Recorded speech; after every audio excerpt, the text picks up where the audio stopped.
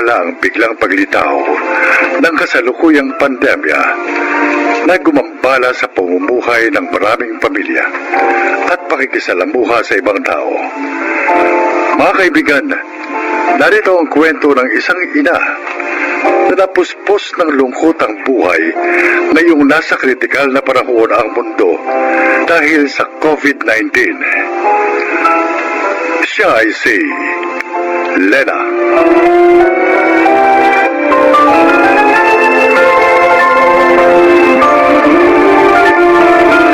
Tatlo ang naging anak namin ni Amado, sina Edwin, Irene at Mark, na pawang mga ulirang anak at mapagmahal sa magulang. Si Edwin ang aming panganay. Walang ibang pinangarap kundi ang mabigyan kami ng maginhawang buhay ng kanyang ama, lalo na ang kanyang mga kapatid. Masaya ang aming pamilya, puno ng mga pangarap at pagmamahalan ng isa't isa.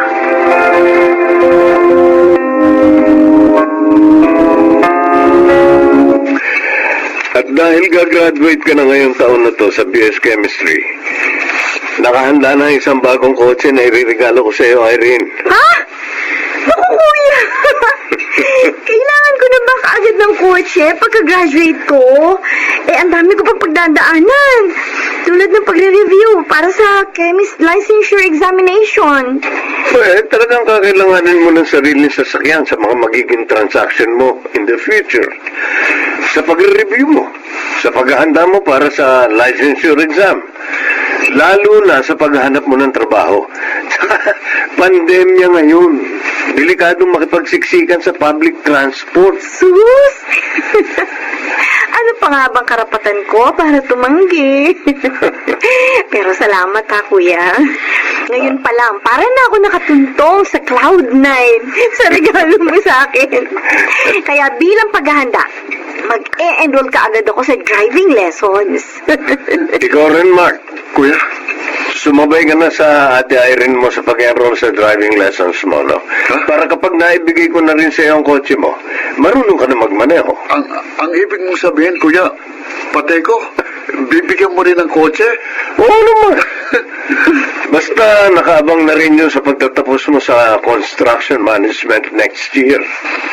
Kaya sa mismong graduation mo, saka ko iaabot sa iyo ang susi ng sasakyan mo. Kuya, Sigurado? Oo, kuya. Salamat ang marami. Hindi lang sa kotseng ibibigay mo sa akin, kundi pati sa walang sawang pagsuporta mo sa pangangailangan ko, lalo na sa pag-aaral ko sa college. I love you, kuya. Tandaan mo, mahal na mahal kita. Siya.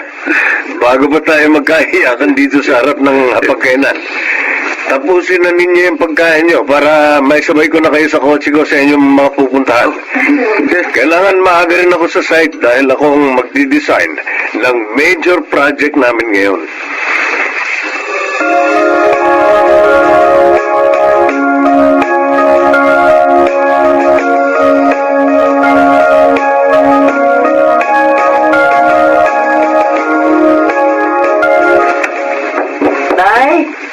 Nay! Nakaupo ako rito sa bangko kong tumba-tumba, anak. Halika na, pumasok ka rin sa loob. Ay, Nay!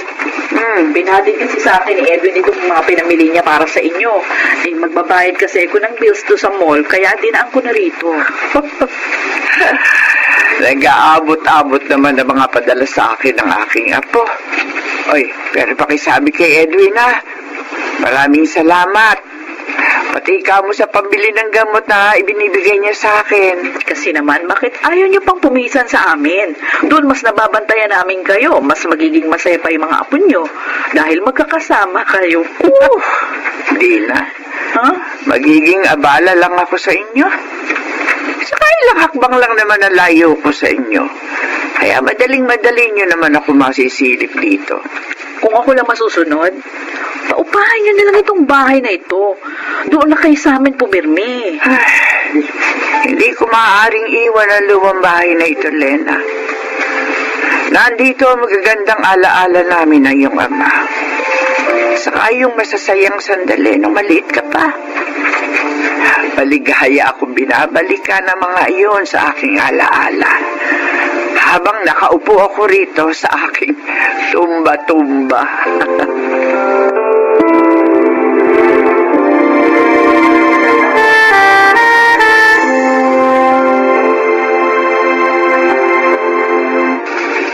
Madaling araw na, pero bakit hindi pa rin bumuwi ang mga batang iyon? Hindi man lang nagte-text o tumatawag. Lahat sila. May mga dala namang cellphone. May tumatawag sa cellphone ko. Si Irene. Oh, hello, Irene. Nasaan na ba kayo? Ba't di pa kayo umuwi?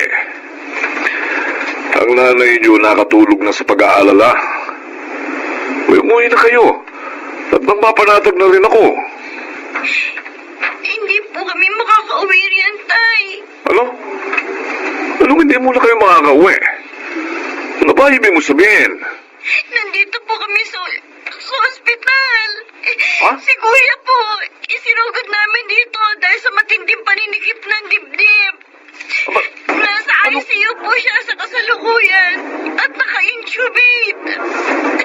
Intubate? Ang isa po po dapat niyong malaman, Tay. Kalalabas na po na resulta ng mga swab test namin ni Mark dito sa ospital. Pareho po kami positive. Pero asymptomatic. Kaya dadalhin po kami sa isang quarantine facility. Diyos ko.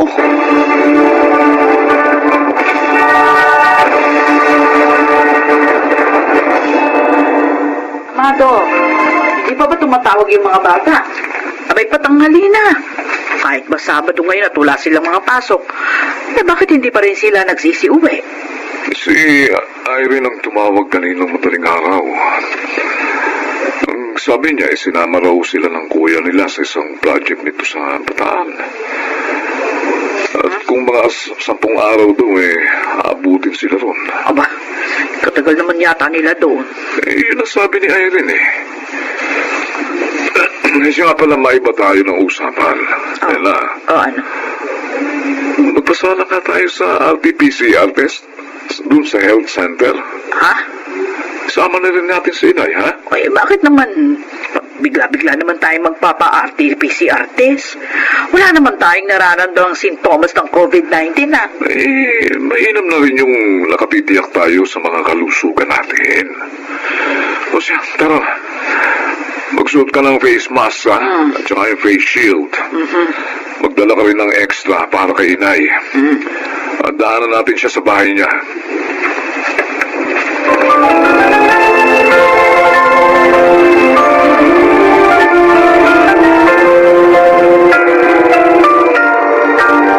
Ate Irene. Oo, Mark. Natanggap ko na rin ang malungkot na balita galing sa ospital. Hindi na kinaya ni Kuya. Masyado nang naapektuhan ng baga niya. Ngayong araw na ito, ikikrimen si Kuya, ate. Oo. Nag-request ako sa crematorium na dito na rin sa quarantine facility padala yung mga abo niya. Nagbigay na ako ng mga detalye. Pagkatapos ng mga araw natin sa quarantine facility, paano tayo uuwi? Hindi kasama si Kuya, ate. Ewan ko, Mark. Hindi ko rin alam. Dahil ngayon pa lang, nadudurog ng puso ko sa magiging reaksyon ni Naitay at Inay. Sa sandaling malaman nila, patay na si Kuya. Lalo na si Inay. Hindi niya matatanggap ang lahat. Hindi niya matatanggap ang pangyayaring ito.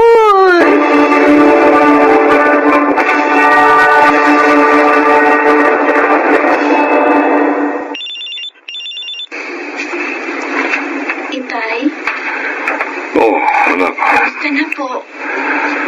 Negative naman ang resulta ng RT-PCR test namin ng nanay mo. Pati na rin ang lola mo. Mabuti naman po kung ganun. Nakabawas na po yan sa mga alalahanin natin.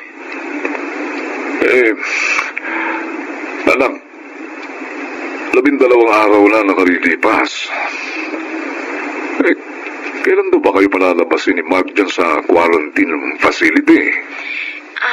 Na-clear na po kami ng mga doktor dito, Tay. Oh. Pauwi na po kami. Eh, ang kuya niyo, kumusta naman? Kasama rin po naming uuwi ang kuya, Tay. Ay, naku, salamat naman. Salamat, makauwi na kayo. Inip na lalay niyo sa paghihintay sa inyo eh.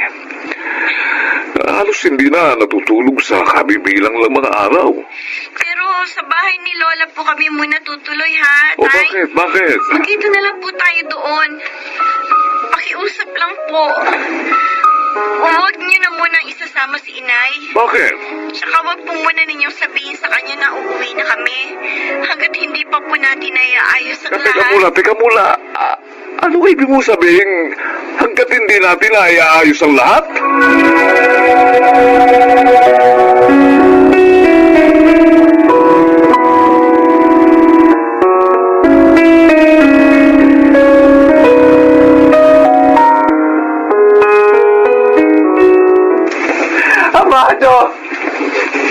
Amado! Ang apo ko si Edwin! Oh, Abo na lang! anong abo na lang? Anong ibig sabihin ng Lola Flora nyo, Mark?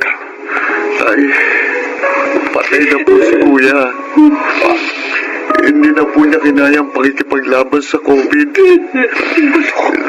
Dito po sa hawak kong urn, dito po nakalagay ang mga abo ni Kuya Edwin. Kay tagal kuminintay ang pagdalaw ng apo ko, Amado. Pagkatapos, ngayon dumating siya. Abo na lang. Nado sa garapon.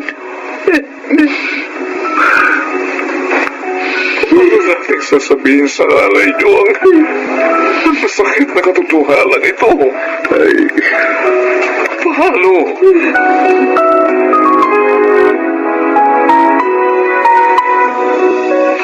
Isang linggo! 2 linggo! Hanggang kailan niyo pinlanong itago sa akin ang pagkamatay ng kuya niyo, Irene? Ha? Kung hindi pa ako nagawi sa bahay ng lola niyo, hindi ko makikita ang pangalan ng kuya niyo na nakalagay doon sa marmo na na pinaglalagyan ng kanyang mga abo. Hindi po namin alam kung paano sisimulan sa inyo lahat, Inay. Pinangangalagaan din po namin ang inyong damdamin. Oh. Ayaw namin kayong masaktan. Kaya hinayaan niyo ako maghintay na maghintay sa pag-uwi ng kuya niyo. Samantalang hindi na pala siya darating kahit kailan. Nagulo na rin po ang isip namin.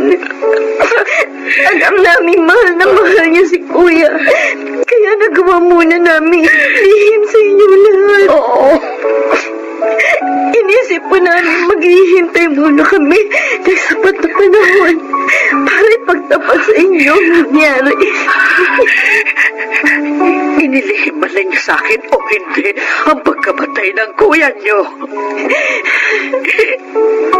Hindi mawawala ang kirot dito sa dibdib ko. Napakasakit na pangyayari ito. Ewan ko. Hindi ko alam kung hanggang kailan ko ito matatanggap.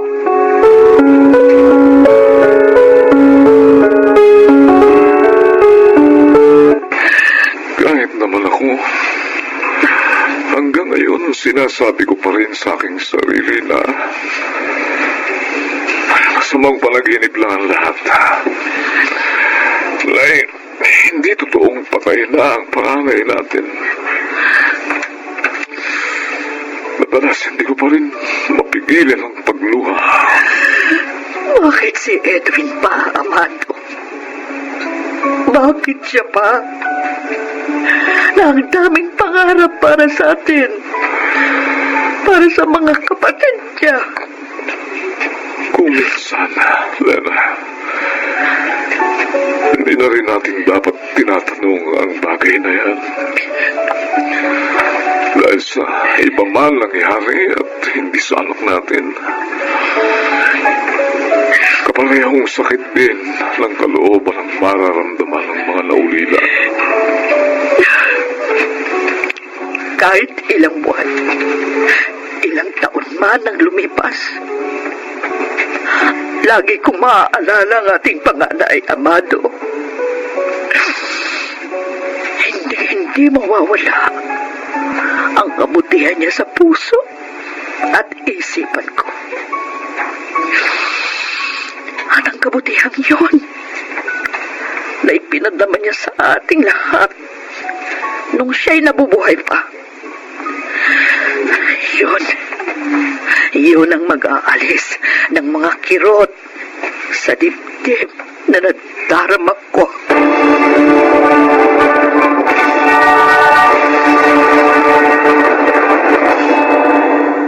Alam kong tumatagal ang isang pagdadalamhati kapag patuloy na hindi tinatanggap ang katotohanan.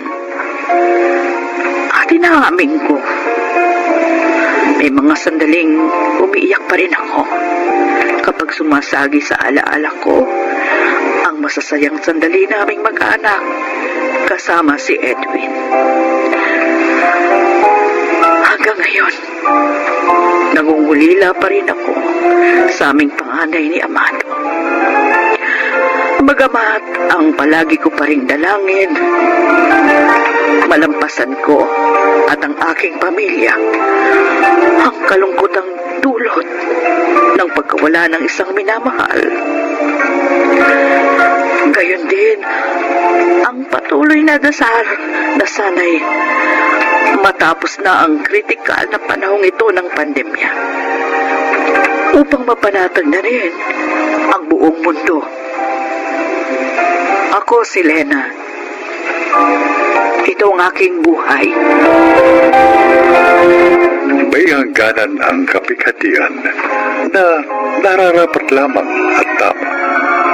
Mahalagang mamuhay pa rin tayo sa paraang handa tayo sa kahit pinakamasasakit pang bahagi ng buhay upang matanggap natin ang pagpapala at kapayapaan ng kalooban. Mga nagsiganap, Chiquit del Carmen Amor, Susan Robles, Lionel Benjamin, June Martin Legaspi, at Rosana Villegas sa papel na Lena. Naglapat ng angkop na tunog, Jerry Mutia, sa musika ni Buboy Salonga, supervisyong teknikal, Eric Lucero at Bong Boyar. Creative Consultant Phil Cruz, Production Assistant Anjing Cruz. Ito'y mula sa panulat ni Sel Barlam. Sa direksyon, Salvador M. Royales. Ito ang aking buhay.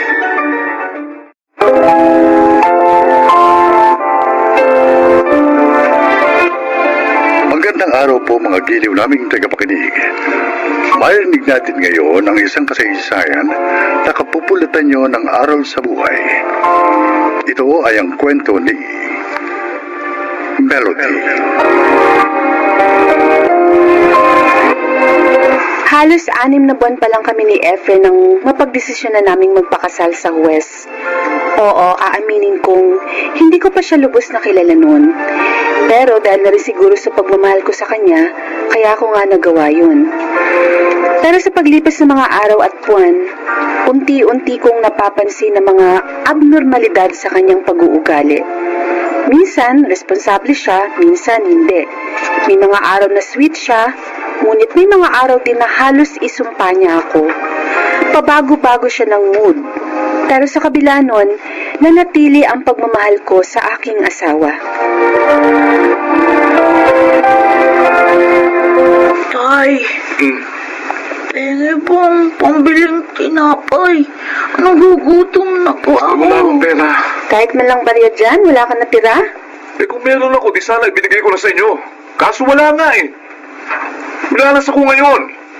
Natago ako sa pustahan. Yung perang binigay ko sa'yo, inaksaya mo lang sa bisyo mo?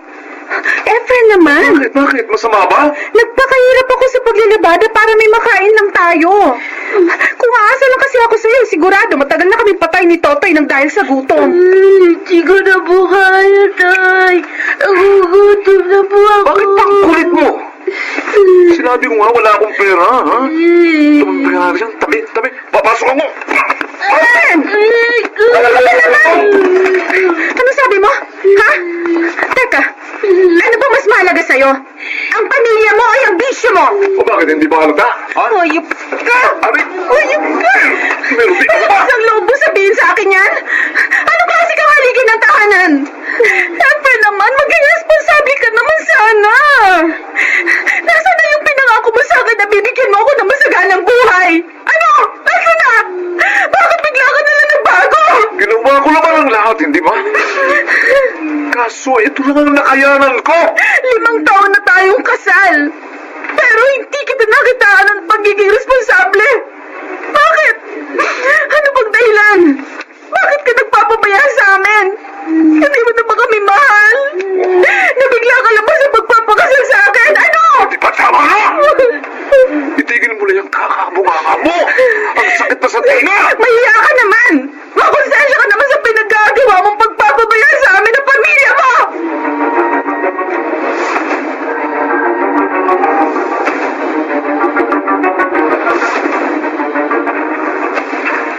Oh, diyan ka lang pala.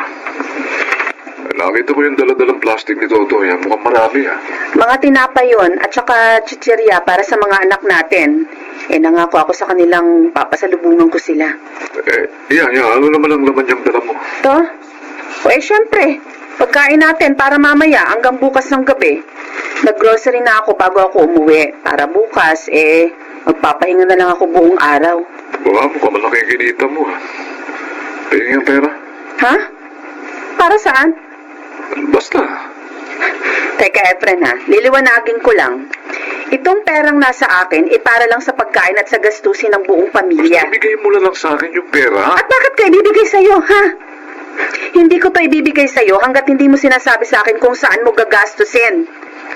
Ay, sandali. Nagbabala ka na naman magsugal, no?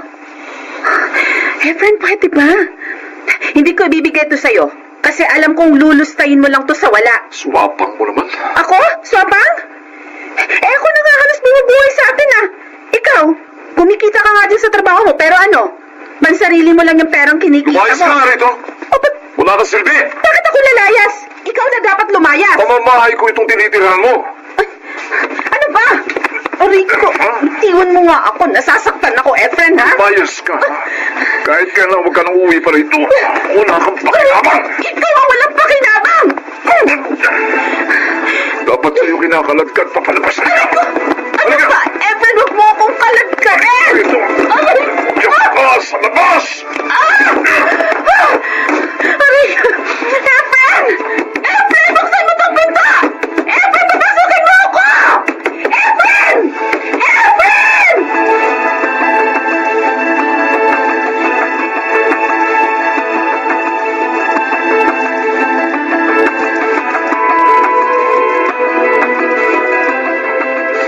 Ma, pasensya na po kayo kung dito muna ako titira sa inyo. Ayos lang naman sa akin na tumira ka dito. Pero matanong ko lang, anak. Bakit ba kayo madalas mag-away ng asawa mo, ha? Ay, nalululong po kasi si Efren sa bisyo. Nagiging pabaya siya sa amin ni Totoy, ng mga anak namin.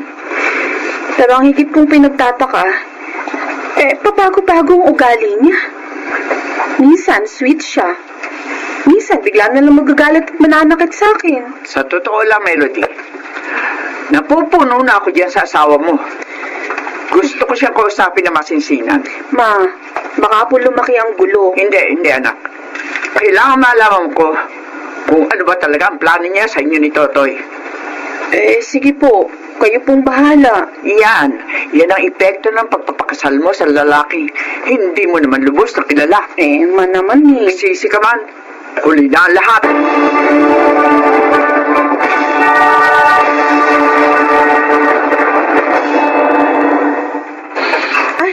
Ay! buti naman nagpapasyal kayo. Ali po kayo, pasok. Salamat. Tuloy po. Nasaan ang anak kong si Efren? Umalis po kanina. Pumasok po sa trabaho. Ano ba? Opo. Ay siya nga pala, nakausap ko mama mo. Nakiusap siya sa akin na bantayan ko raw kayong dalawa. At dahil sa pag-aari ko itong bahay na tinitirhan nyo, hindi ka makatatangi sa akin. Sakaling tumira ko dito, Ay, mapantayan ko kayong dalawa ng apo ko para maiwasan na yung pang-aabuso sa inyo ni Efren. salamat naman po kung ganun. Kahit papano, may tagapagtanggol na po ako ngayon. May sasabihin ako sa iyo, ha? Nagkamali ako dahil matagal ko itong inilihim sa iyo. Ho? Gusto kong protektahan sana ang anak ko, pero dahil asawa ka niya, napagtanto kong karapatan mong malaman ang lahat tungkol sa totoong pagkatao ni Efren. Bakit ho? Ano po bang meron kay Efren? Siguro naman, napansin mo, bago na ugali si Efren, may pagkakataong mabait siya, may pagkakataong ding walang hiya siya. Oo nga ho. Bata pa lamang si Efren, yan ang problema ko sa kanya. Palakaibigan siya, pero kapag matagal-tagal na, inaaway na niya yung mga kalaro niya. Madalas siyang manlamang sa kapwa niya bata. Naging problema ko rin siya dahil sa pangungupit siya sa akin ng pera. At noong mag-high school siya, lalong lumaki ang problema ko sa kanya. Alam mo bang isang araw pinuntahan ako ng mga kaklase niya at sinisingil ako sa mga utang daw ng anak ko sa kanila. Doon ko napag-alaman na ginamit niya ang pangalan ko para makautang sa kanila. Nung sinita ko naman si Efren, doon ko nalaman na ibinili niya ng mamahaling damit at sapatos yung mga nakakuha niyang pera sa mga kaklase niya. Ganun po ba? Oo, sa totoo lang, Melody. Nakakutob na ako noon na baka may problema sa pag-iisip si Efren, kaya dinala ko siya noon sa pinsan kong psychiatrist. At doon ko nalaman na meron si Efren na kung tawagin antisocial personality disorder. Ang mga taong may ganong klaseng sakit, walang pakialam sa responsibilidad, moralidad, at concern sa iba. Ang tanging pakialam lang niya yung pansarili niyang interes. Kaya wala rin konsensya ang taong may ganitong sakit. Melody, sinabi ko to sa iyo, hindi para lumiit ang tingin mo sa asawa mo na anak ko, Tay. kundi para unawain mo siya at maging alerto ka kapag kasama mo siya.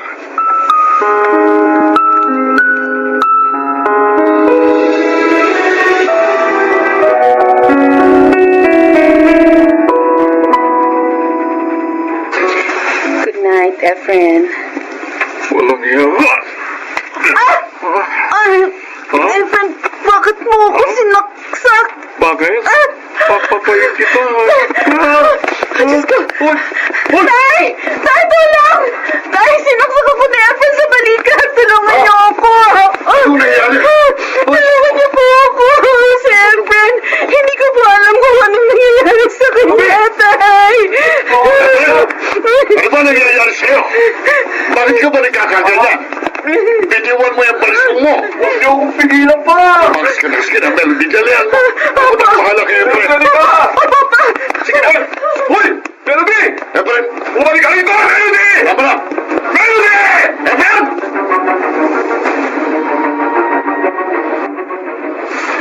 Nakakatakot na yung asawa mo, Melody. Pinuin mo.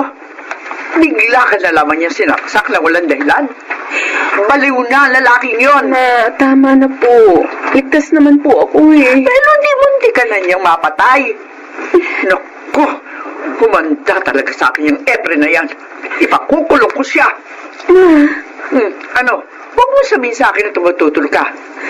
Melody naman, hindi ako papayag na maulit pa itong nangyari sa iyo. Kailangang maturuan ng leksyon ng lalaking yan. Ma, may sakit po sa pag-iisip si Efren. Oh, di totoo pala yung hinala kung baliw yung asawa mo. Melody, ano ba talaga ang plano mo? Hahayaan mo na lamang ba na mapatay ka ng asawa mo? Hiwalayan mo na ang lalaking yan dahil wala naman siya mabuting na ibigay sa inyo ni Totoy. Puro sakit ang ulo lang ibigay sa iyo ng asawa mo. Paano, Melody? Hihiwalayan mo ba yung asawa mo? O gusto mong ako na ang gumawa ng paraan para maghiwalay kayong dalawa.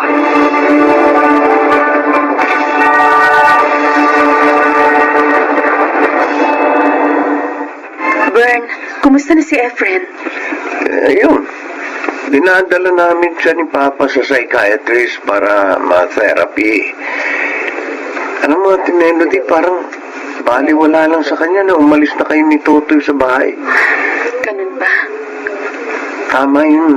Desisyon mong lumayo muna sa kapatid ko habang tinetherapy siya.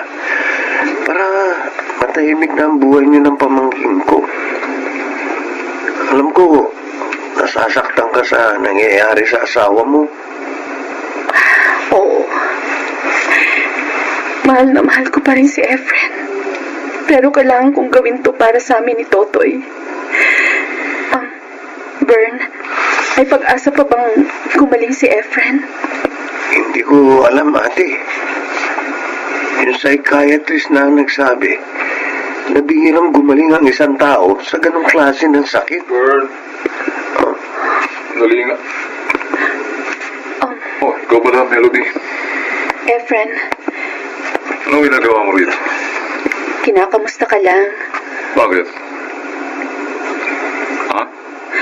Samantalang di mo na ako mahal. Nagkakamali ka, Kuya Efren. Mahal ka ng asawa mo. Pero kailangan niyang lumayo sa'yo dahil... Anong dahil? Anong dahil? Ha? Ipagpipilitan nyo na naman pa sa akin na baliw ako? Ha? Ikaw, Melody, Efren, anong kailangan mo sa akin, ha? gusto ko lang sanang magpaalam sa'yo ng maayos. At saka, gusto kong humingi ng tawad sa'yo sa biglaan kong pag-alis dati. Sorry. Hindi ka na babalik sa akin? Babalik din ako. Pero hindi pa sa ngayon. Kailangan mo munang mag-therapy. At kailangan ko ring hanapin ang sarili ko.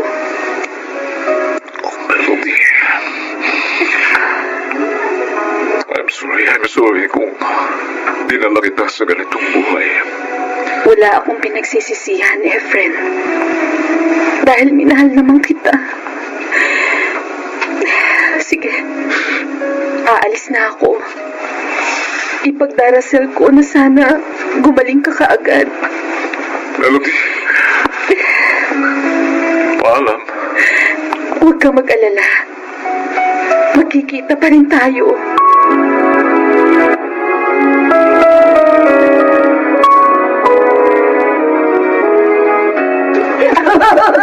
Oh, anak, masyadong malikot ha. Mag-iingat ka. Opo, Mama! Melody. Buti naman at hindi kayo nakalilimot ni Totoy na dalawin ako lagi.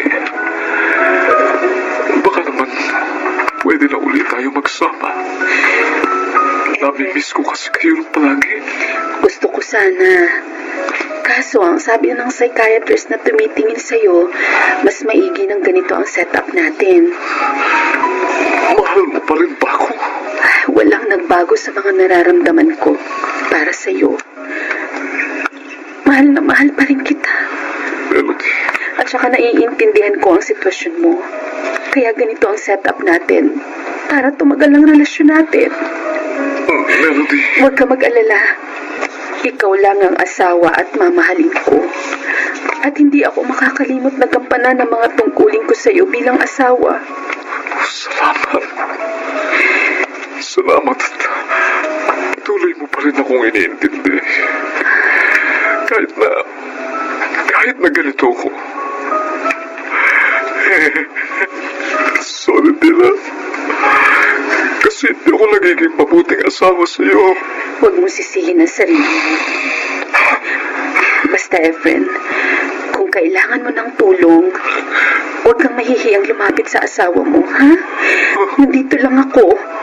Nandito ako palagi para samahan at alalayan ka.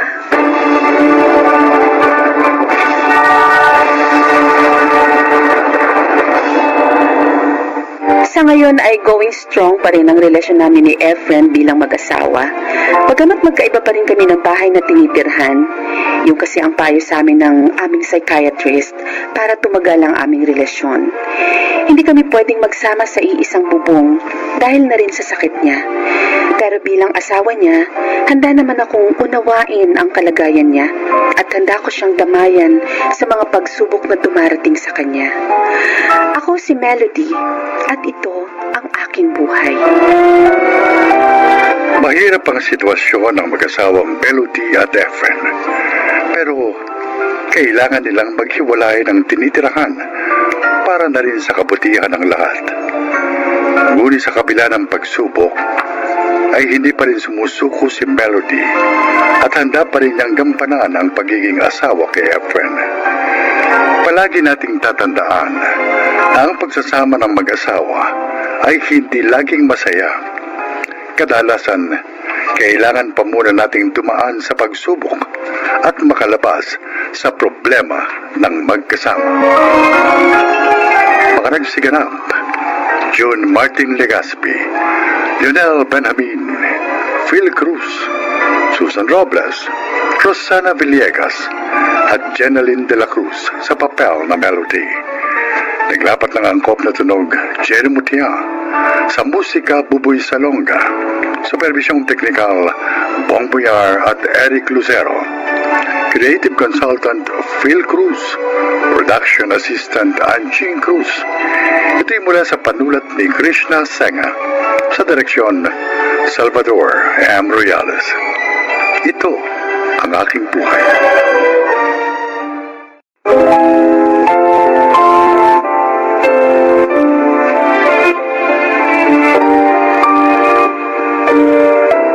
Mga kaibigan, pakinggan po natin ngayon ang isang natatanging kasaysayan sa buhay ni Sean.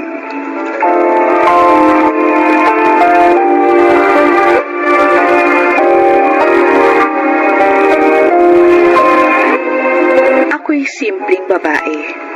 Ang gusto ko lamang sa buhay ay maging masaya at maranasan na mahalin ang totoo. At salamat sa Panginoon dahil dumating sa buhay ko si Bertie. Isang biyudo pero mapagmahal na lalaki. At hindi ko inakala na siya ang magpapabago ng lahat ng ito. Narito ang aking kwento. Uy, kanina pa naghihintay si Berting sa cellphone number mo. Dali, bigyan mo na. Oo na. Ito na nga Nakahanda na nga itong kapirasong papel. Sinulat ko na yung cellphone number ko. Iaabot ko na lang sa kanya. Halika ba, Choy, samahan mo ko. Ay, dito na lang tayo. Ayoko lumapit. Kasi baka sabihin tayo ba'y naghabol sa lalaki. Siya yung may kailangan ng number ko, hindi siya lumapit. Pwede, konsiderasyon naman. Tignan mo naman, no, may ginagawa sila. Kung hindi niya kukunin, edi, ihahagis ko na lang sa kanya. Berting, eto na yung number ni Sean. Saluhin mo. Hala, naibata mo yung papel sa ilalim ng kotse ni boss. Kunin mo dali. Ha? Huwag na. Ako na kukuha. Hala, talagang gumapang pa si Berting sa ilalim ng kotse para lang makuha yung number mo. Nakuha ko na. Sorry, Berting. Hihintayin mo ang text ko. Tsaka, pwede ka bang imbitahan mag-dinner? Umuha ka na dali, Sean. Ha? Oo na. Sige, payag ako.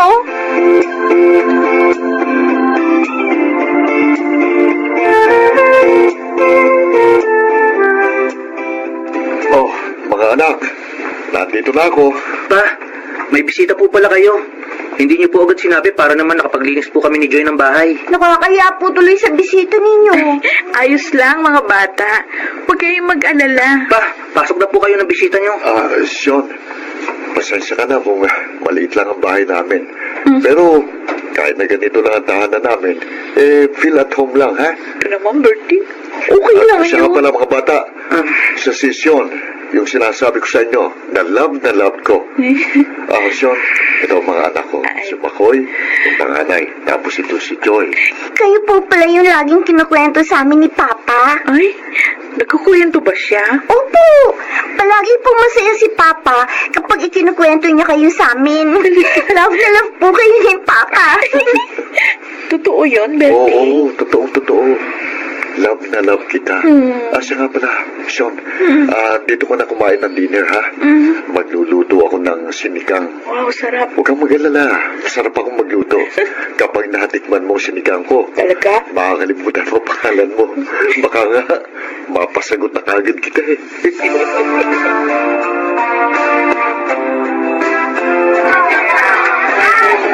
Kamusta naman si Berting sa'yo, Sean? Naku, alam mo ba, Choy, tingin ko, parang nai-inlove na ako sa kanya. Eh baka naman na-inlove ka na sa kanya dahil sa awa. Ang sabi mo, naiiyak ka mo sa mga ikinuwento niya sa iyong talambuhay niya. Siguro isa yun sa mga dahilan. Kaya nga, kapag ako'y naging girlfriend niya, hindi ko siya lolokohin. Tulad nung ginawa sa kanya ng asawa niya. Alam mo ba, nung kinuwento niya sa akin yung talaga, naku, napaluha ako. Kahit nasa jeep kami, nakakaya. Friend, sigurado ka na ba na mahal mo siya? Oo naman. Eh, kung ganun pala, bakit hindi mo pa siya sagutin?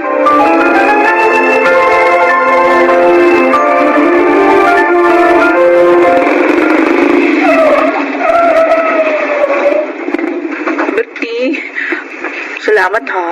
Hinatid mo pa ako dito sa bahay namin. Pasensya na ako na abala kita. Wala yun, Sean. Alam mo namang special ka sa akin eh.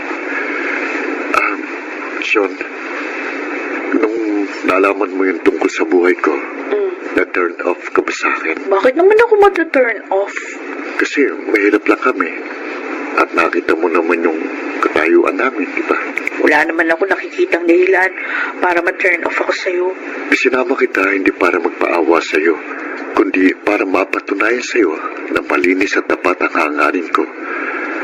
Gusto ko rin na malaman mo agad na hiwalay na ako sa asawa at tanging ikaw lang ang iniuwi ko at iniangkas ko sa motor ko. Alam na mga kapitbahay ko yan, kahit magtanong ka pa sa kanila. Sean, mahal kita. Maniwala ka sa akin. Huwag kang mag-alala. Naniniwala naman ako sa'yo. Tinatanggap na kita bilang boyfriend ko. Tinig, parang kailan lang. 2 buwan na tayo nagsasama. Sean, hindi ka ba nagsisisi na pinili mo akong makasama? Bakit naman ako magsisisi? Siyempre, mahirap lang ang buhay ko. Palagi tayong kinakapos sa pera. Malaki kasing gastos natin eh. Lalo't nag-aaral pa ang 2 kong anak. Gusto kong gumanda ang buhay natin, Sean. Gusto ko guminawa ang buhay mo sa piling ko. O ano naman yung plano mo? Bala kong magtrabaho sa abroad. Sa tingin ko, yun lang ang magpagpapaginhawa sa buhay natin. Meron ako nakausap na recruiter. Naghanap siya ng painter sa Saudi. Interesado ako ron. Sige.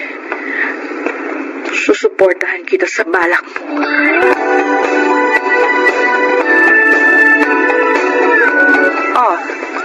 Kumusta naman yung kalibin mo, Hasyon? Mabuti naman po si Berting doon, Ate Mona. Maganda naman yung trabaho niya doon sa pinagtatrabahuhan niyang car company sa Saudi bilang painter. Siguro nga, masusunod mo na yung mga gusto mo. Kasi nag-abroad na yung kalibin mo. Pero Sean, masaya ka ba sa sitwasyon niyo? Ha? Aminin ko sa'yo, ate. Malungkot ako kasi hindi ko pa siya makasama.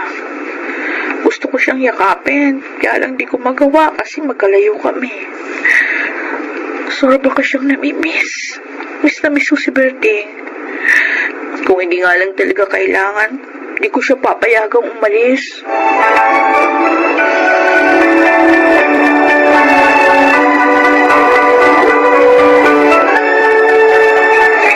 na naman po ang ulam, Tita Shon. Makoy, pasensya na kayo. Joy, kung yan lang yung ulam natin. Kasi kinapos tayo eh. Palagi na lang po tayong kinakapos. Di ba nag-abroad na po si Papa? Bakit hindi pa po tayo nakakaahon? Saan po ba napupunta ang mga pera ni Papa? Ikaw muna, hinaan mo yung boses mo, ano? Baka naman iniisip mo, sa akin napupunta yung perang pinaghihirapan ng papa mo. Nagkakamali ka. Lahat ng pera na binibigay sa akin ng papa mo napupunta lahat sa inyo at sa mga bayarin natin. Huwag niyo akong paghanapan.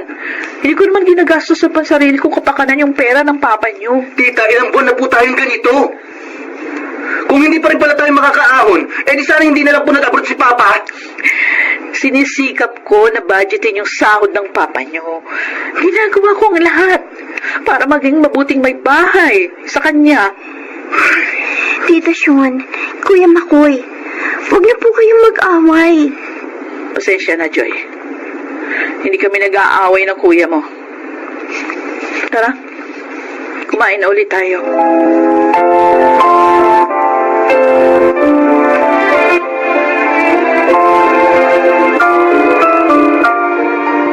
Makoy!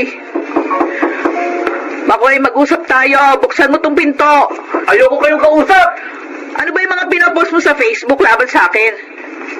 Ako walang kwentang ina? Halos sumabusan na nga ako ng oras sa sarili ko dahil sa pag-aalaga sa inyong magkapatid. Sinikap ko maging mabuti sa inyo ni Joy. Kahit minsan, hindi ako nagpabaya.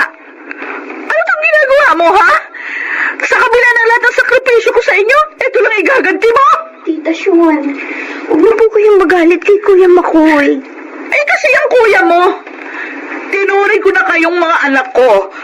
Bakit naman ganon? Bakit hindi niyo ako may turing na sarili niyong ina? Bakit?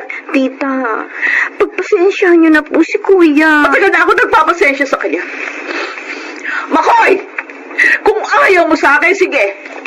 Hindi kita pipilitin na tanggapin ako bilang nanay mo.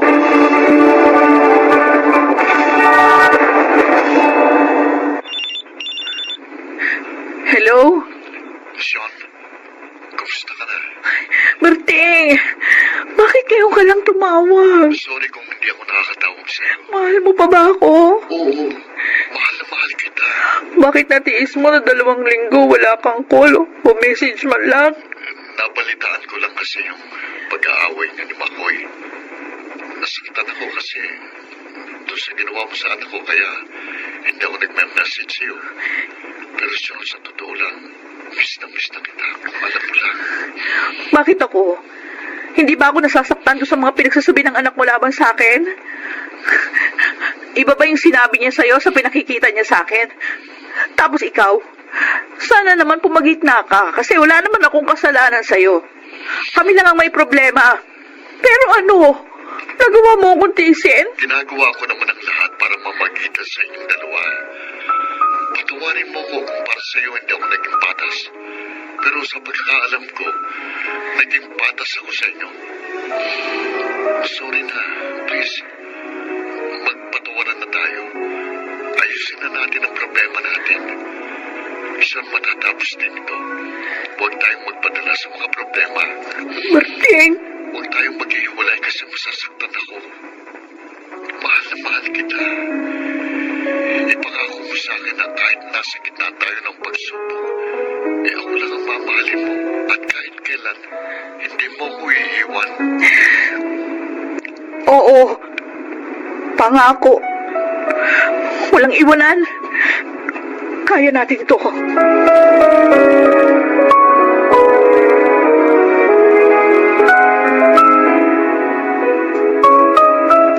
Tita Shon, Oy, Joy. Oh, may pagkain na doon sa mesa. Mag-agahan ka na. O nga pala, kamusta ang kuya Makoy mo? si Kuya Makoy po, ayun po, inaapoy ng lagnat. Ha? Hindi po makabangon sa kama niya. Ano? Oh, halika.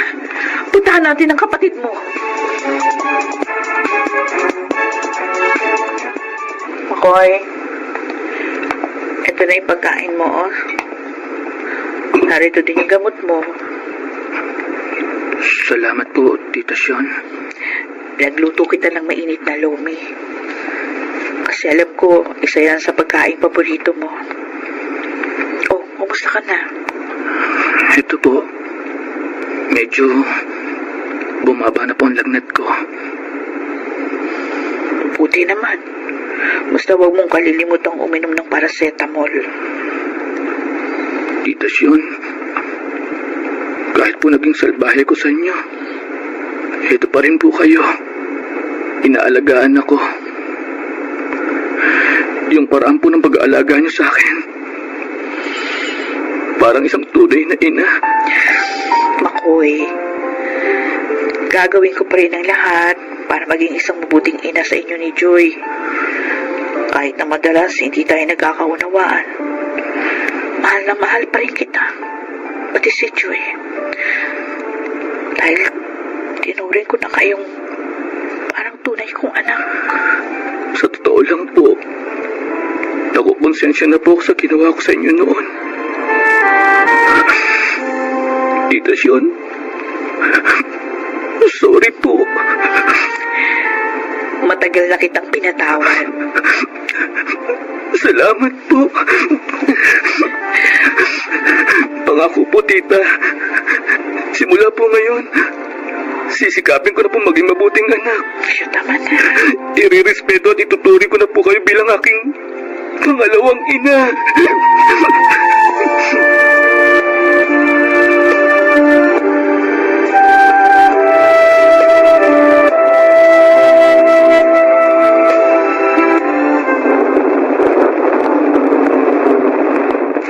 Tita Sean!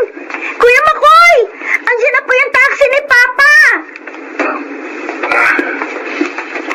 Oh, Sean, mga anak! Ay, salamat! At nayakap ko na ulit kayo, Makoy. Ay, Berting! Sa wakas, nakauwi ka na ligtas. Abis kita ng sobra. Queen! Kami na po kukuha ni Joy ng mga gamit niya sa taxi. Oh, sige, sige, mga anak. Sige. Halika na, Joy. Oh, Sean, kamusta naman kayo ng mga anak ko habang wala ako? Ayos naman kami. May mga pagsubok na dumaan pero nalampasan din namin. Close ko na nga mga anak mo eh. Nanay ng turing nila sa akin. Salamat, Sean. At inalagaan mong mabuting mga anak ko. Siya nga pala, may ibibigay ako sa'yo. Dapat kukunin ko lang sa bulsa ko. Oh, eto. Ay, ano yan? Oh, sing-sing? Tatanggapin mo ba ako bilang legal na mister mo? Oo naman. Tinatanggap ko na maging asawa ka. Matagal kong pinangarap na maikasal tayo. Pasensya ka na kung tumagal ng ilang taon ang wedding proposal ko sa'yo. Pero Sean, pangako, magiging mabuti kong asawa sa'yo. Oh, Hindi kita sasaktan o sisirain ang iyong tiwala. talaga. Mamahalin kita hanggat nabubuhay ako.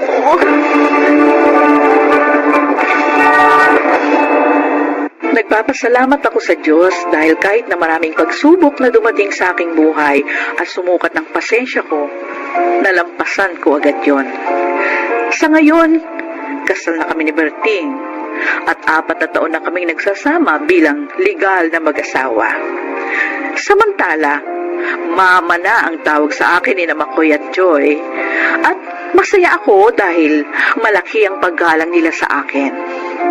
Hindi na nag-abroad si Berting dahil meron kaming business na tinayo. At sa awa ng Diyos, masasabi ko na successful yon. Wala na akong mahihiling pa. Masaya na ako sa buhay ngayon, kapiling ang aking pamilya. Ako si Sean, ito ang aking buhay. Ang mga bituin ng radyo na nagsiganap sa ating kasaysayan ay sina Susana Villegas, Phil Cruz, Angelo Alcantara, Alan Ortega, Chiquit del Carmen Amor, at Susan Robles. Naglapat ng angkop na tunog, Jerry Mutiang, sa musika ni Buboy Salonga. Supervisyong teknikal, Eric Lucero at Bong Boyar. Creative Consultant, Phil Cruz. Katulong sa produksyon, Anching Cruz. Sumulat ng ating kasaysayan, Krishna Senga. Sa direksyon, Salvador M. Royales. Ito ang aking buhay.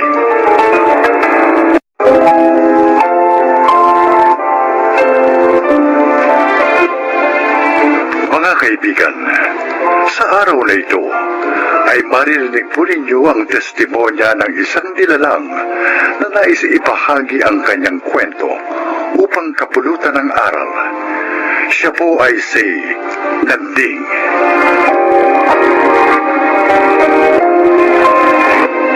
Panganay ako sa 4 na magkakapatid. 18 pa lang ako nang pumanaw sa isang sakuna ang aming mga magulang. Mula noon, ako nang tumayong kuya at magulang ng 3 kong kapatid. Dahilan kaya hindi ako nakapagkolehiyo pa. Pakinggan po ninyo ang aking kasaysayan na harinawang kapulutan ng magandang aral sa buhay. Binabati kita, Karina. Sa wakas, isa ka ng ganap na teacher. Nakita ko din ang bunga ng mga paghihirap ko. Ikinararangal kita, kapatid ko.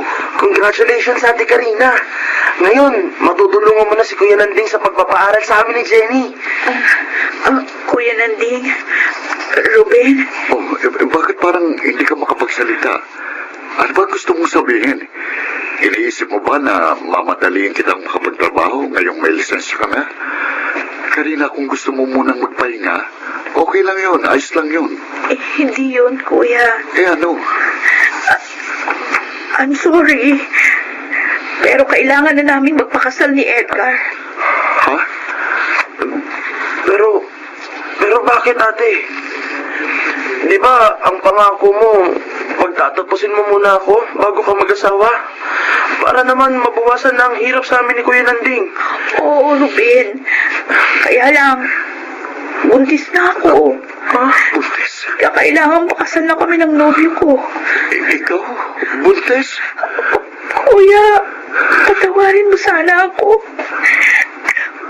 Patawad.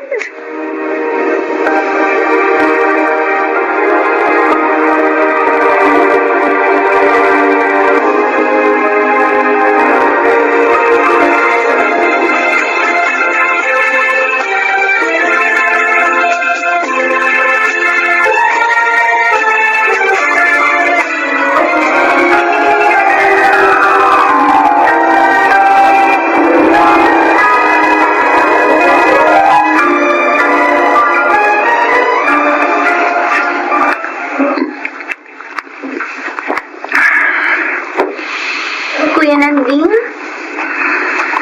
Kuya, bakit ka umiinom ng alak? Hindi ka naman dating umiinom yan ah. Kuhan, Jenny. Nagpapaantok lang ako. Kahit hindi mo sabihin, alam ko malungkot ka dahil sa pag-aasawa ni Ate Karina. Dahil binigo ka niya, tayong lahat. Sana kuya, huwag mong isipin na gagayahin din namin siya ni Kuya Ruben. Sana bigyan mo pa rin kami ng pagkakataong makapag-aral. Bakit?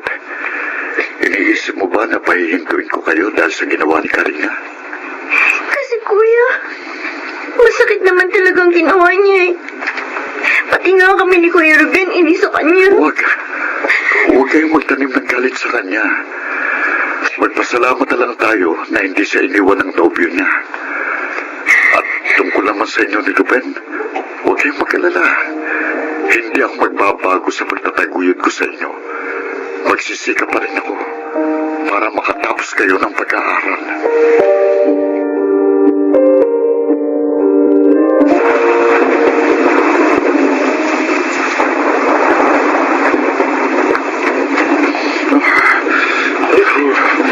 Ruben, Kuya Nanding, bakit sinukod mong malakas sa ulan? Ay tuloy, basang-basa ka. Ay, alika, pumasok ka na. oo. Sa tricycle pa lang habang namamasada ako umulan eh. Nang igaray ko ng tricycle kinaaling kasada, uminto naman ang ulan eh. Kaso biglang bumuhos ng mas malakas habang Pauwi na ako rito, kaya inabutan ako. Teka lang, kuya. Gagawa kita ng kape para mabawasan ang ginom mo. Si Johnny nasaan? Andun po sa loob, gumagawa ng homework. Magbalik ka na ng damit, kuya. Oo. Baka magkasakit ka pa niyan.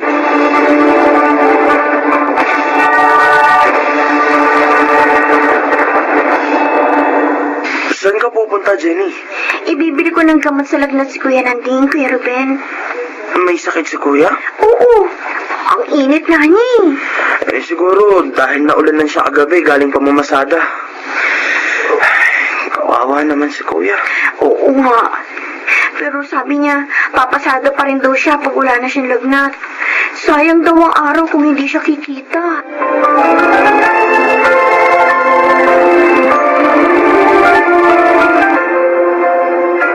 Bakit po, Alexandra? May nagawa po ba akong kasalanan? Wala. Napakabait mo nga eh. Mula na maging driver ka ng tricycle namin, naging maganda ang record mo rito. Pero bakit sabi niyo, hanggang bukas ko na lang maaaring ipasada ang tricycle niyo? Dumating kasi yung isa ko pang anak na may asawa. Eh dito na rin siya titira. Kailangan niya kasi ng trabaho. Kaya ang sabi ng asawa ko, sa kanya na ipalabas yung tricycle. Ganun po ba? Oo eh. Pasensya ka na sana ha. Siguro naman, makakakita ka rin ng ibang maaari mong ipasada.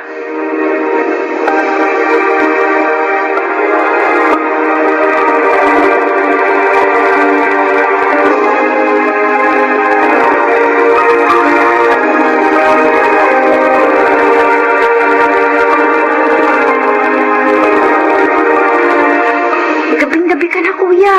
Oo, kinabay ko eh. Pinuntahan ko yung iba kong kaibigan pagkatapos kong pumasada.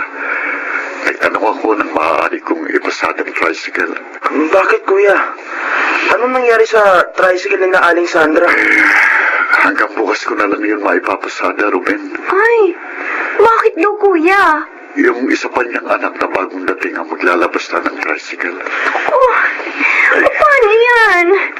Paano ng bahay? Ilang matubig natin? Ang panggastos at pag-aaral namin ni Kuya Ruben. Hindi bali, kuya. Maghahanap ako ng trabaho.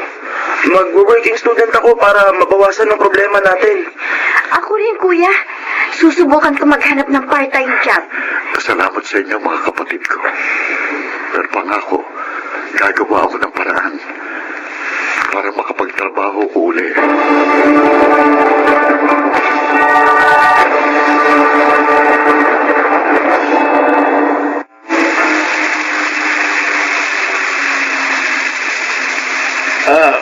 Diyan na lang sa tabi, mama. Para, ako.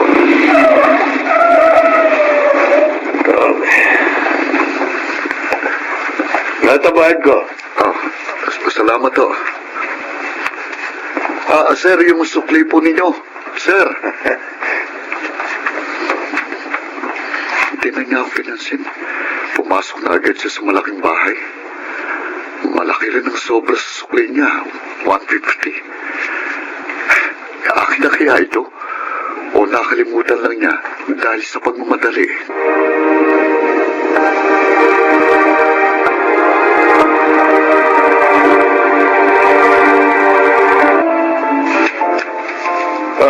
Salamat sa pagbalik mo nitong cellphone ko, Nanding. Napakahalaga nito sa akin. Narito lahat ng konta ko sa aking negosyo. Salamat, ha? Salamat ulit. Okay lang ho yun, Sir Zoilo. Ibabalik ko nga rin ho pala itong sukli ninyo. Tinatawag ko kayo kanina pero hindi niyo ako napansin. Ganun ba? Sa sobrang pagmamadali ko, kaya naiwan ko sa sasakyan mo ang cellphone ko. Itong sukli nyo. Hayaan mo na yan. Sa'yo na yan. Kulang pa nga yan sa abalang ginawa ko sa iyo. Gabi na, pero ibinalik mo pa ang cellphone ko. Pwede mapupuyat ka pa at papasada ka pa naman bukas. Wala na po akong pasada bukas, sir. Yung anak na ng may-ari ng tricycle ang magpapasada ng sasakyan. Paano ka na? Ang totoo ho. Naghahanap nga ho ako ng trabaho. Ay, ako. Teka. Naghahanap ako ng magiging driver ko eh. Ako? Marunong ko ba magmaneho ng kotse? Ako? Oo, sir.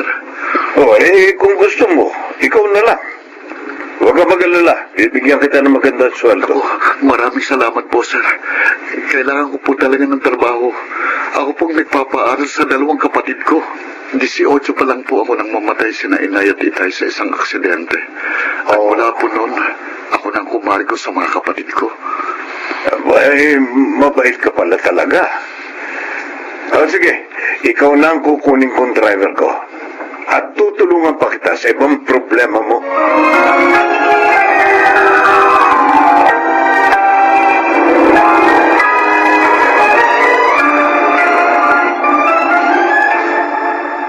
Sulit pala ang pagbubuyat mo, kuya. Ruben, kaya nga ang saya ko eh. Salamat naman sa Diyos. May trabaho ka na uli, kuya. At hindi lang yun, Jenny. Sabi ni Sir Soilo, ipapasok daw niya ngayon ni Ruben para maging scholar sa foundation ng kapatid niya. Wow! Talaga? Oo, ngayon, sigurado nang makakapagtapos kayo ng pag-aaral.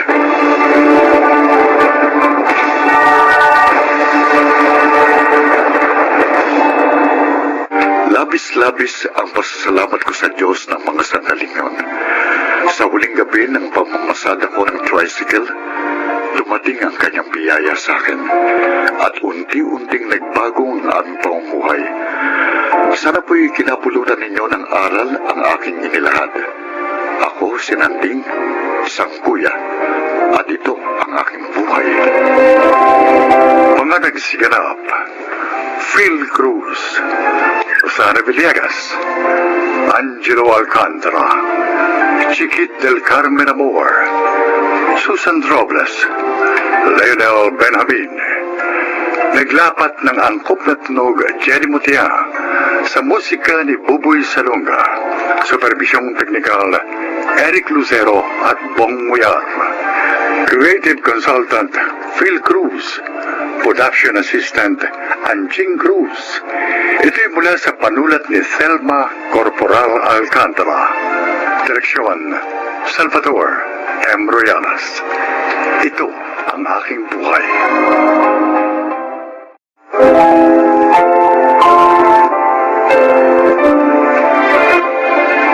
Mga kaibigan, narito ang kasaysayan ng isang ginang na nagbago alang-alang sa kanyang anak.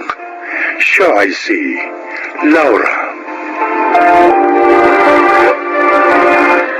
Kapwa kami galing sa mahirap na pamilya ni Edong at hindi nakapagkolehiyo, kaya hirap din ang buhay namin noong kami magpamilya. Ngunit sa pamamagitan ng aking talento ay natutulungan ko siya kahit paano.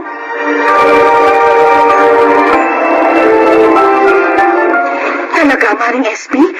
Tatlong gabi tayong kakanta? Oo, Laura. 2K ang bayad sa atin bawat gabi. Aba, okay yun. Kikita ko ng maganda. Bongga kasi yung anak na namatayan. Mahal na mahal yung magulang niya, kaya sinunod ang bilin. Bakit? Ano bang bilin? Gusto raw niya masaya ang lamay niya. May mga kumakanta hanggang libing. Ay, kung ganun, pati sa libing, kakanta tayo? Oo, kaya 4 days ang trabaho natin. Ay, buti naman. Ay, sige, maghahanda na ako para sa pagkanta natin bukas. Sana bongga lagi yung mamatay, ano? Para lagi tayong may kantahan. Lagi may trabaho.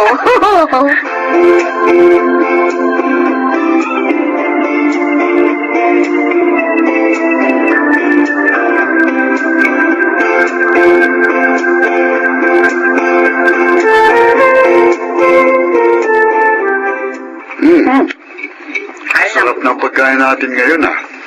Ang dami niya na nga po nakain, Tay. Saan mo ba binili yung mga ulam na ito, Laura? Galing yan dun sa catering ng lamay na kinantahan namin ni Maring SP. Pambira. Maraming natirang pagkain, kaya humingi kami ng pabaon. Pambira ka. Nagbaon ka pa pala galing sa patay. Buti nga yun, nakatipid tayo sa ulam. Ayon sa pamahiin, masama raw ang magbaon ng galing sa patay. Baka raw sundan ka ng namatay. Ay, nakakatakot naman po yun. Huwag kang matakot, Farah. Hindi naman totoo yun. Talagang. Kasi Edong, kung ano sinasabi, natakot tuloy si Farah. Eh, kasi naman, Laura, Pagkanta sa mga lamay at libing ang trabaho ko. Kaya hindi tayo dapat maging nervyoso.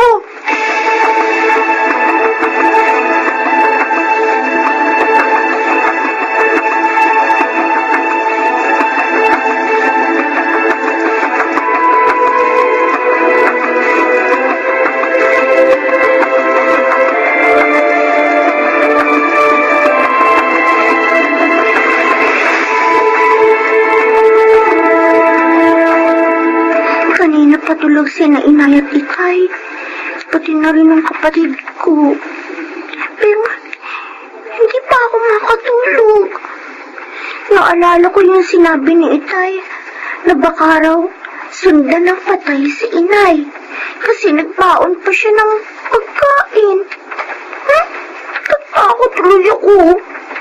Ano ba yan? Naiihi pa naman ako. Bahala na nga. Mapangon ako at bubuksan ko ang ilaw. Sabi naman ni inay, huwag kami maging nervyoso. Bubuksan ko na nga ang ilaw para makapunta ako ng CR.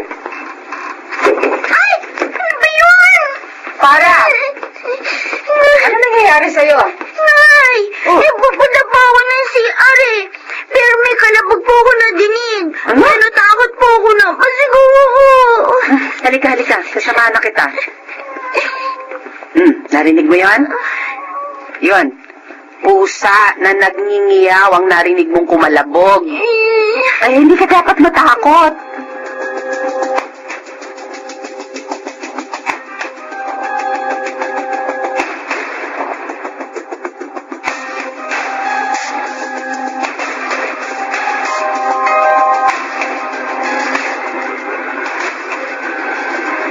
Talaga?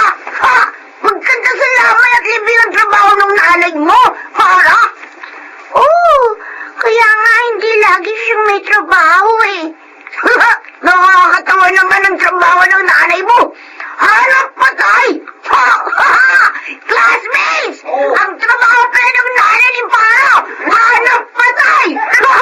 Dumaan sa mga libing at lamay! At least naman, may trabaho ang nanay ko. Meron nga! Hindi naman maganda!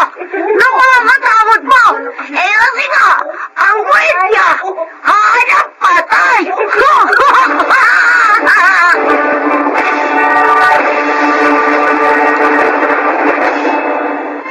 Oh, Farah, bakit ayaw mong pumasok? Wala ka namang sakit. Eh kasi po, pagtatawanan na naman ako ng mga kaklase ko. Bakit naman nila gagawin yun? Eh kasi po, nalaman po nila yung trabaho niyo. Ha? Wala nun. Lagi na po nila ako tinutuso. Hindi daw po maganda yung trabaho niyo. Kasi, hanap patay daw. Nakakatakot pa raw po. Ano? Nay, hanap na lang po kayo na ibang trabaho. Huwag na lang po yun.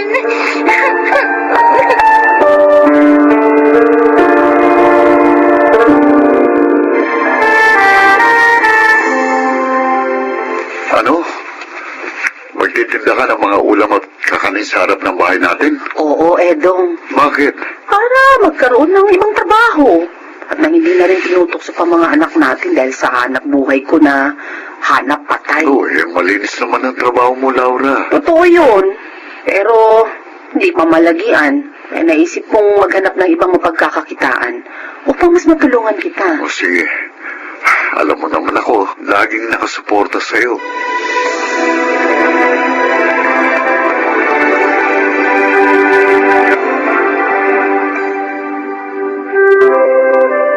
Parang hindi ka mo swak kay Laura pagtitinda ng kakanin. Oo, Kuya Gaspar, hindi siya kumikita eh. Nalulungkot nga siya. Teka, ano pa bang alam niyang gawain bukod sa pagluluto? Ha? Eh, marunong din siyang manahi, kuya. Ay, yun, okay yun ah. Kasi may kapitbahay kami, nananahin ng mga punda at basahan. Aba, alam mo, kumikita ng maayos yun. Talaga, kuya? Oo. Silang mag-asawa na ngayon ang nagpapatakbo ng kanilang negosyo ba? Ba, tingin ko, kaya ng asawa ko yun. Siya ang nananahin ng mga damit namin ng anak namin eh. Pati mga punda namin. Ay, naman pala eh. O, iti, subukin nyo ang pananahe. Sasabihin ko nga yan kay Laura para ibili na lang ng makina ang natitira pa naming pera.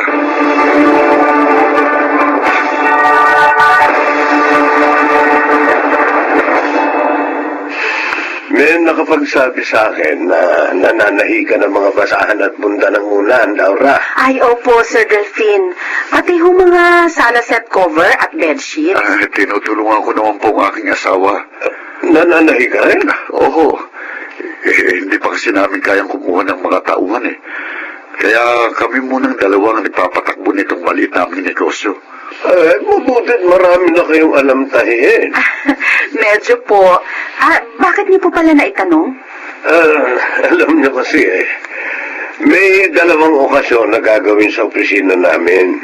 Gusto ko sana mamigay ng maliliit na souvenir bag sa lahat ng mga bisita ko. Naghahanap ako ng makakatahi nun. Kaya niyo bang gumawa ng gano'n? Ay, opo, sir. Opo. Oo. Kung gusto niyo, gagawa ako ng sample ng mga bag para makapili kayo. Okay sa akin yun. At huwag kang mag-alala sa bayan. Galante ako. Basta magustuhan ko ang gawa ninyo.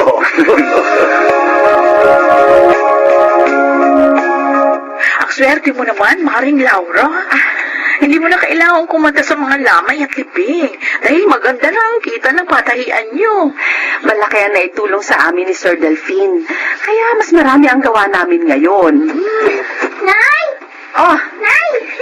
May good news po ako sa inyo. halika dito. Halika. Narito kami ni Maring SP. Hello po, Aling SP. Hello din, Iha. Galing ka bang school yan? Opo.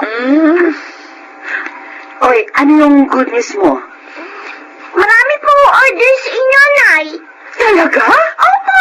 Sinulat ko nila yung mga pangalan nila dito sa papel, oh. Pati nga po yung mga classmate ko na dating nanonukso sa akin, umorder din po. Wow! Nagtagawa nyo na naman yan. Maring Laura, baka naman pwedeng maging tauhan mo na rin ako. Ay, nako, tiyempo. Tiyempo yung pagsasabi mo. Talaga? Talagang kukuha na kami ng 3 makakasama.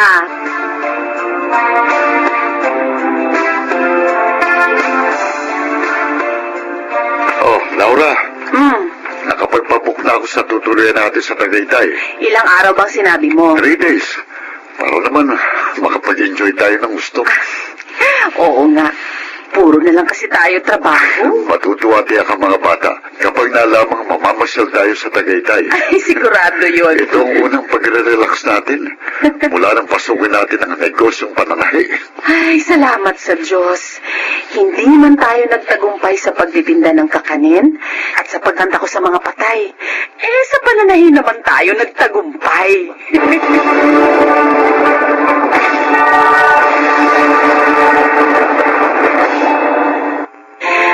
May mga pagkakataong nakatutuwa ang buhay. Sino mag-aakala na dahil sa panunukso sa aking anak ay magkakaroon ako ng magandang negosyo na siya ngayong nagpapaasenso sa aking pamilya. Ako po si Laura at ito ang aking buhay. Hindi masamang gamitin ang talento at maging trabaho ito. Ngunit, hindi rin masama na maghanap ng mas mainam na trabaho para sa ikauunlad ng ating pamilya. Mga nagsiganap, Phil Cruz, Chiquit del Carmen Amor, June Martin Legaspi, Rosana Villegas, Lionel Benamin, at Jenaline de la Cruz sa papel na Laura. Naglapat ng angkop na tunog, Jerry Mutia, sa musika, Buboy Salonga. Supervisyong Teknikal, Eric Lucero at Bong Boyar. Creative Consultant, Phil Cruz. Production Assistant, Anching Cruz. Ito'y mula sa panulat ni Selma Corporal Alcantara.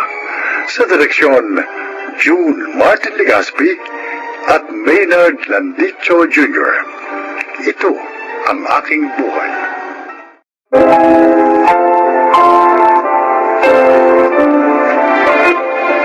Magandang araw po mga giliw naming tagapakinig. Darito ang kasaysayan ng isang biyudang ina na nagkaroon ng maling akala. Siya ay si Monica. Maaga akong nabiyuda. Kaya naman ginawa ko ang lahat ng pagsisikap upang umasenso at mabigyan ng maginhawang buhay ang dalawa kong anak. Nagtagumpay naman ako. At dahil doon, nagkaroon ako ng maling akala. Oh, congratulations, son. Hindi mo ko binigo. Natapos mo ang management with high grades. Sabi ko naman sa inyo, Mami, hindi ko sasayangin ang paghihirap nyo. At saka, gusto ko pong maging successful businessman. Kaya po nagsikap ako. Oh, no, anak. No. Hindi yan makabubuti sa'yo. Po? Matagal ko ng pangarap ito, anak. At dahil tapos ka na ng kolehiyo, sasabihin ko na sa'yo. Ang gusto ko, pumasok ka sa seminaryo. Magpari ka. Mami, paano po ang pangarap ko? Oh, come on, eh. Hindi mahalaga yun. Hindi mo madadala yun sa langit. Samantala kung magpapari ka, pati kami ng iyong ate Beron, mailalapit mo sa Diyos. Talaga po bang hindi na magbabagong isip nyo? Hindi na, Gabi. Sabi ko nga sa'yo, matagal ko na itong pangarap para sa'yo. Eh, may girlfriend na po ako eh. 2 years na po kami ni Nika. Pwes, kalimutan mo siya. Makipag-break ka sa babaeng yun.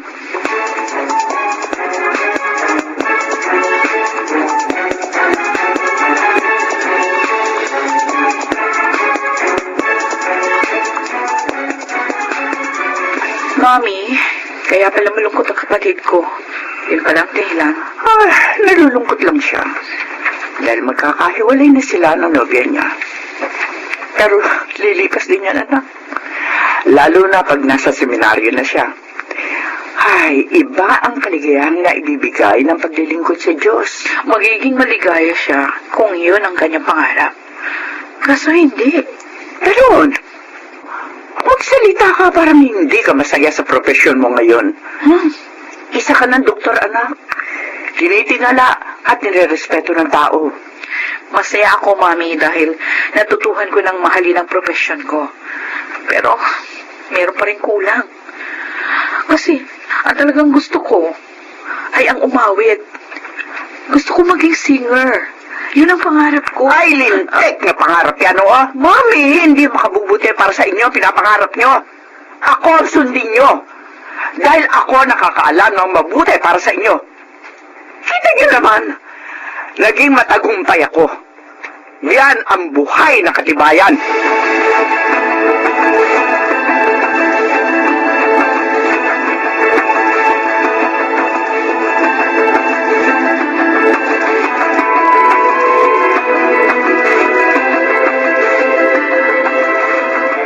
Hindi.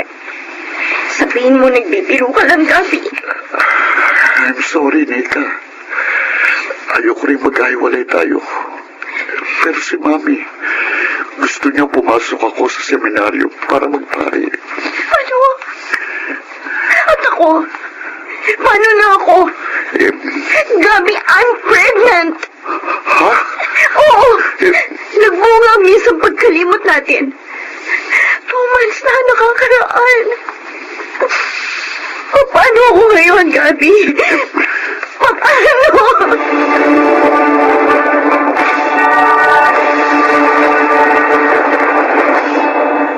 Walang hiya ako. Mami, akala ko pa naman mabait ka. Walang ginagawang kalokohan. Yung pala mahilig ka rin sa laman tulad ng iba. Mami, Hindi ka maaaring umurong sa gusto ko, Gabi. Itutuloy mo pa rin ang pagpapare.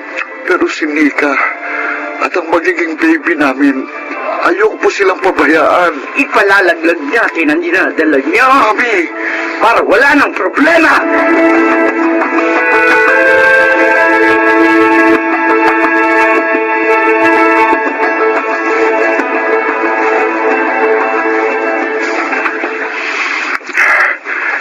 Hindi ko akalaing sasabihin niya yun, Ate Verona. Bakit ganun si Mami? Masyado nang mataas ang tingin ni Mami sa kanyang sarili dahil sa pagtatagumpay niya sa buhay. Kaya inisip niya, siya lang ang nakakaalam ng makabubuti para sa atin. Baliwala na sa kanya kahit nasasaktan na tayo. Papapasukin niya ako sa seminaryo kahit labag sa loob ko. Ipalalaglag naman niya ang magiging anak ko. Matutuwa pa bang Diyos sa kanya noon?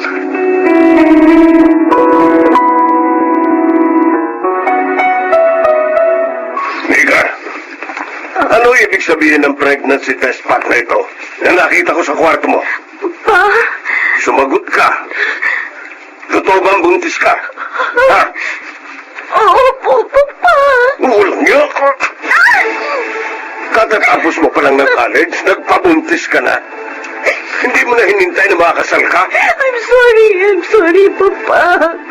Papuntahin mo agad dito si Gabi at ang mami niya. Kailangang makasal kayo sa lalong madaling panahon. Ma, wala na pong kasalang magaganap. Ano? Bakit wala?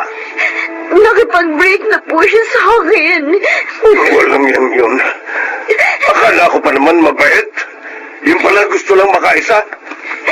Sisingilin ko siya sa ginawa niya sa'yo. Sisingilin ko siya. Papa? Papa, sandali lang! Papa!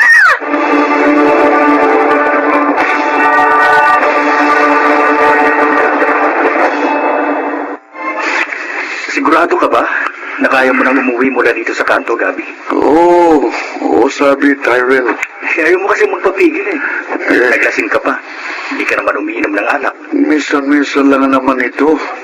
Gusto ko lang makatulog. Malimot ng bigat ng problema ko. Sige. Iwan mo na ako. Oo, sige. Sige na. Alis ako. Sobra na nga yata ang inom ko. Nahihilo ko. Kumusta, Gabi? Tito Lorenzo? Walang niya ka. Akala ko mabait ka. Yung pala, manloloko ko. Sandali lang! Tito! Pagbabayaran mo ang pagtalikod mo sa anak ko. Kutsilyo ho yan! Patayin sa Sandali ho!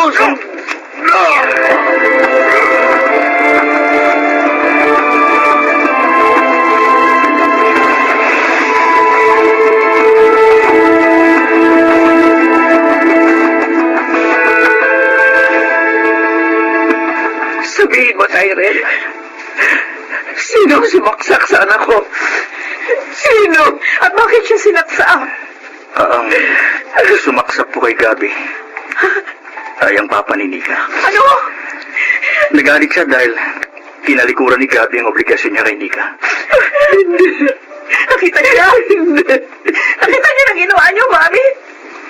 Dahil sa pagsunod sa inyo, napahamak ang kapatid ko. Ito ba? Ha? Ito ba ang makabubuti para sa kanya?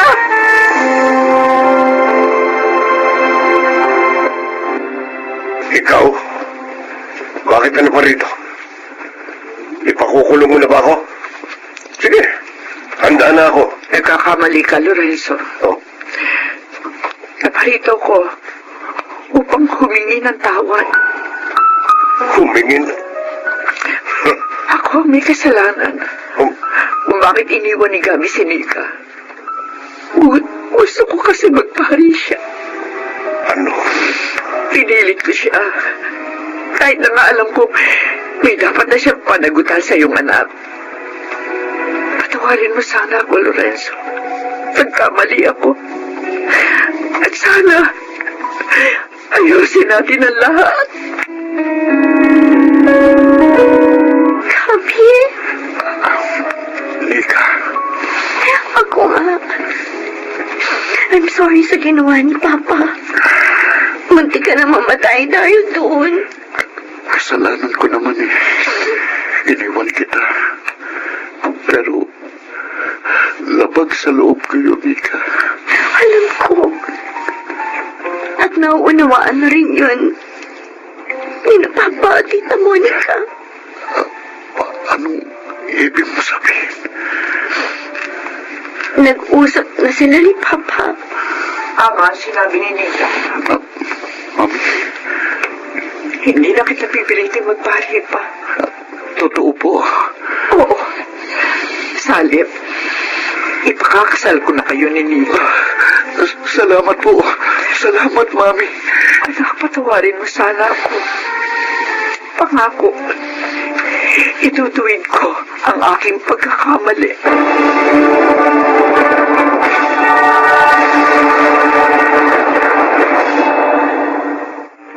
Dahil sa nangyaring yun sa aking bunso, ay nagbago ako. Dahil alam ko na tanging ang Diyos lang ang nakababatid ng tunay na makabubuti sa ating mga anak. Sana po'y kinapulutan ng aral, lalo na ng mga magulang na nakikinig ngayon sa aking kasaysayan. Ako po si Monica, at ito ang aking buhay. kahit nasa posisyon ang mga magulang, hindi pa rin niya dapat saklawan ang pangarap ng kanyang anak. Kung nais niyang mapabuti ito, ang Diyos ang dapat niyang lapitan. Mga nagsiganap: Rosana Villegas, Phil Cruz, Lionel Benavin, Chiquit del Carmen Amor, Maynard Landicho Jr., at Susan Robles sa papel na Monica. Naglapat ng angkop na tunog Jenny Mutia, sa musika ni Buboy Salonga, supervisyong teknikal Eric Lucero at Bong Villar, creative consultant Phil Cruz, production assistant Anching Cruz. Ito'y mula sa panulat ni Selma Corporal Alcantara, sa direksyon June Martin Legaspi at Maynard Landicho Jr. Ito ang aking buhay.